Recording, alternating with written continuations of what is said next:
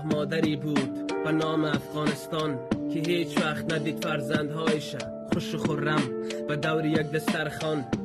اجنبی ها به یک صدا می نواختند گیتاری به اسم کلاش کلگی، دست به دعا که خدا بزرگ است ولی حتی خدا هم معجزه ای نداشت. مرمیای تانکا و مرمیای راکت و مثل باران بر روی خانه ها بود. قلب های سراسیمه و فکر مردن، شادی دور دور سوی ناکجا بود.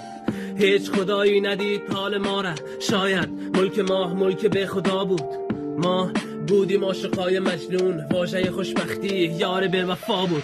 مدیدم به چشم سر مادری که طفلشه سودا میکرد ورزش نانشه، و من مردی را دیدم که بین دود انفجار هم سر خود صدا میکرد عشق من. مدیدم به چشم سر او جوانی کاکره که بین سطح شهر آتش زد جانشه. مدیدم تاریکی را دختری را دیدم که به خاطر خندش به او میگفتن فاحشه. کوچه های خاکی و دیوارای پرخون، مغزای زنگ زده و کشتار افیون. به نام دین گفتن خدایشان گفته که باید بسته باشه مکتب و پوهنتون. و دنیا آمدم دور برم جنگ بود، لالایی شبم صدای تفنگ بود.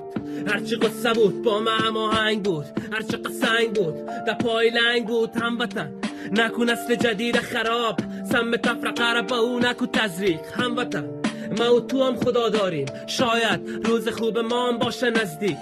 دست ما بگیر بریم سمت بامیان، سال از نزدیک ببینیم.